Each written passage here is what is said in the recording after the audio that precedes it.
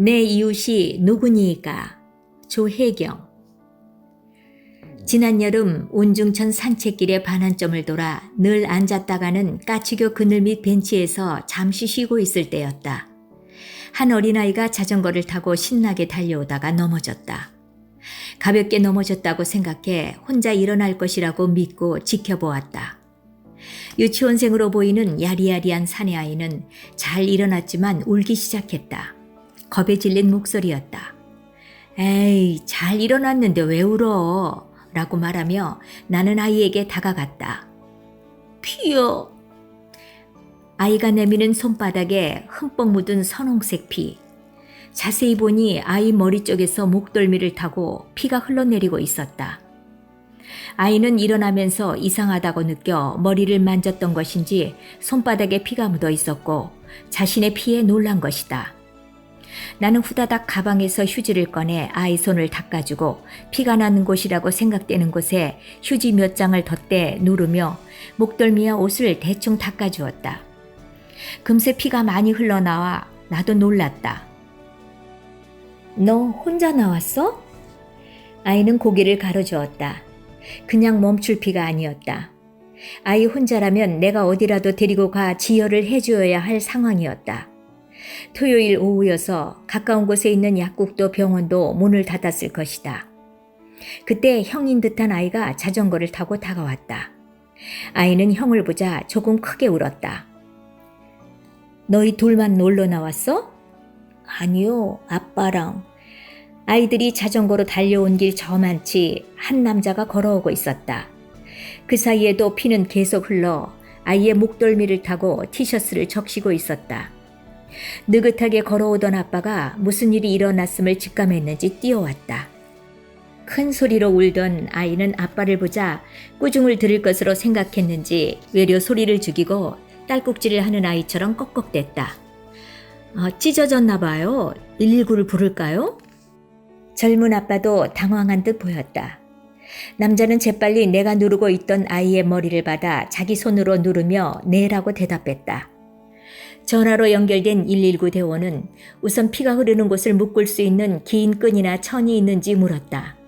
그때야 나는 내가 목에 두르고 있던 정사각형의 면 스카프가 생각났다. 막내딸이 학교 앞에서 사다 준 것으로 산책 때마다 즐겨 두르는 것이다. 스카프로 아이의 머리를 동여매 지혈하기는 어려웠다. 귀 뒤쪽인 듯한 지점을 엉성하게 동여맸으나 스카프가 금세 피로 젖었다. 아이 아빠가 다시 손으로 눌렀다. 구급차를 기다리는 사이 아이는 제대로 울지도 못하고 숨을 헐떡였다. 피가 나고 구급차를 부르고 뭔가 심상찮다고 느꼈나 보다. 물이라도 한 모금 먹이면 좋겠는데 가방 안엔 내가 먹던 생수만 들어있고 아이들도 아빠도 빈손이었다. 겁을 잔뜩 먹은 아이 모습이 애처로워 내가 말했다. 아빠도 계시니까 크게 울어도 돼. 아이는 아빠를 한번 쳐다보더니 앙 하고 서럽게 울었다.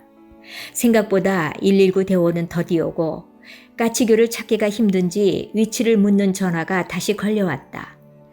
200~300m 거리에 있는 파출소로 우리가 걸어가 만나는 게 쉬울 것 같았다. 그 사이 제법 커다란 나의 스카프는 피로 범벅이 되었고 아이 아빠의 손가락 틈으로 피가 새어나오고 있었다. 파출소 앞으로 이동하면서 아이 아빠가 말했다. 감사합니다. 바쁘실 텐데. 괜찮아요. 저도 집으로 가는 방향이에요. 우리는 함께 파출소를 향해 걸었다. 그 사이 울음이 좀 잦아들었지만 아이는 여전히 울음꽃을 매달고 있었다.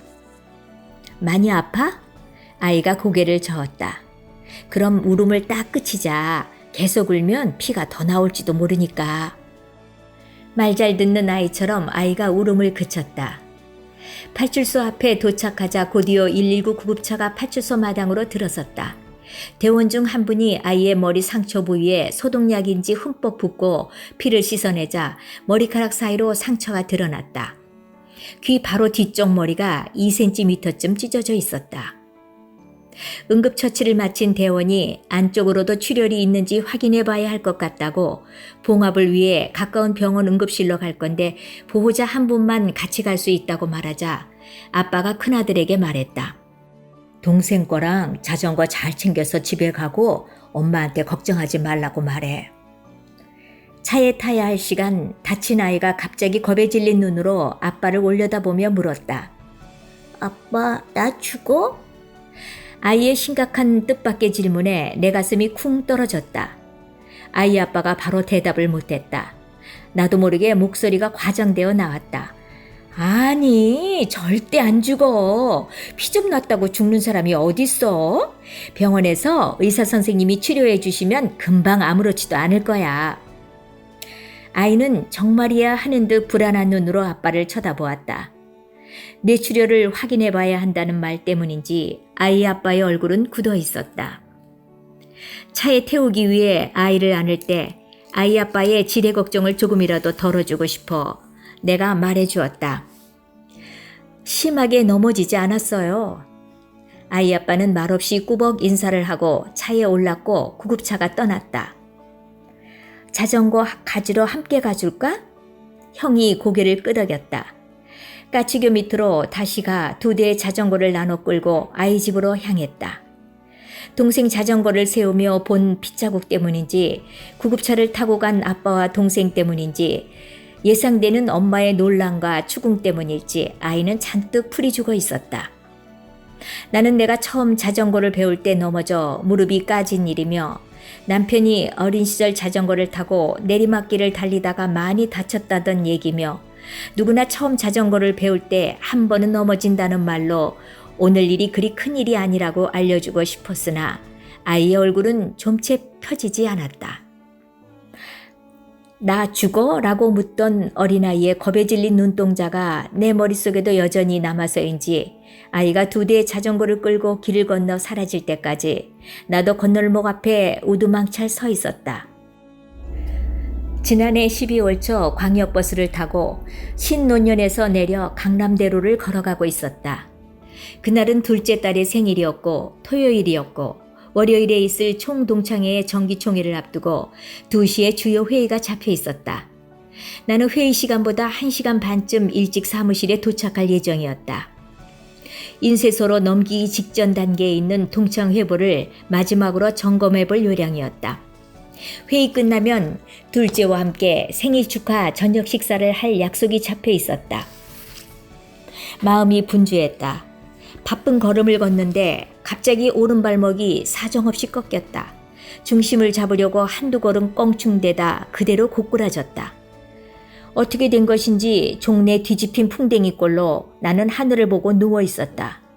순간 아프기보다 구정물을 뒤집어 쓴 듯 무참했다.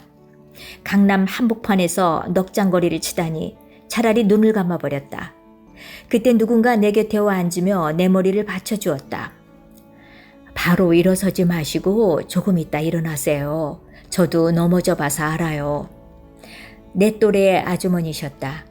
곧이어 지나가던 아가씨 2명이 걸음을 멈추고 나의 상체를 부축하며 말했다. 119를 부를까요? 나는 급히 고개를 저었다. 3명이 내 옆에 쪼그리고 앉아 내가 일어날 때까지 기다려주었다. 둘러싼 그들 덕분에 넘어진 내 모습은 조금이나마 사람들의 시선으로부터 가려졌다. 3명의 부축을 받아 일어나 옆 가로수 벤치까지 겨우 가 앉았다. 감사합니다. 바쁘실 텐데 이제 가셔도 될 것 같아요. 아가씨 2명은 갔으나 아주머니는 내 옆에 계속 앉아 계셨다. 혼자서는 안 될 텐데요. 나는 일어서면서 이미 혼자서는 한 걸음도 디딜 수 없다는 것을 알았다. 창피함이 조금 가시자 통증이 느껴졌다. 숨이 턱 막히는 아픔 때문에 잠시 망연자실 앉아 있었다. 저기 저 보도블록 깨진 곳을 밟으셨나 봐요. 손은 괜찮으세요? 아주머니는 바닥에 깨진 보도블록을 가리키며 말씀하셨다. 손은 괜찮았다. 이만하길 다행이에요. 심하게 넘어지셨는데. 손도 다치거나 머리를 부딪혔으면 어쩔 뻔했어요. 누구 부르실 분이 있으세요? 혼자서는 안 될 것 같은데요. 아주머니는 내가 남편에게 전화하고 강남 바로 근처에 사는 친구가 온다는 소리를 듣고서야 자리에서 일어나시며 당부도 잊지 않았다. 혹시 토하거나 속이 메스껍거나 하시면 바로 응급실로 가보세요. 나는 거듭거듭 감사하다고 인사했다. 속히 달려와준 친구의 도움으로 어렵게 찾아간 병원에서 찍은 엑스레이 사진 속 발목은 작은 뼈가 부러져 있었다. 뼈가 붙으려면 6주에서 8주는 걸릴 것이라고 의사가 말했다. 결국 2시 회의 시간이 좀 지나서야 깁스를 하고 목발을 짚고 사무실에 도착했다.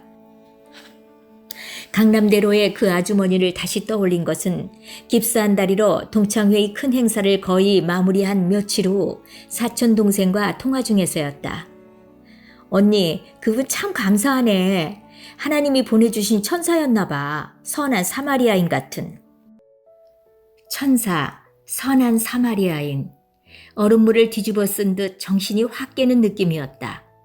일면식도 없는 분의 따뜻한 마음을 당연히 받은 것을 그렇다 치고 너무 쉽게 잊었다는 자책이 몰려왔다. 은혜는 물에 새긴다더니 그 꼴이었다. 깁스한 다리로 혼자서 몸박 출입을 하지 못하고 집안을 서성이는 동안 이제 반대로 그분 생각이 떠나지 않았다. 여름날 까치교 밑에서 마주했던 그 일도 생각났다. 그 아빠도 그랬을까?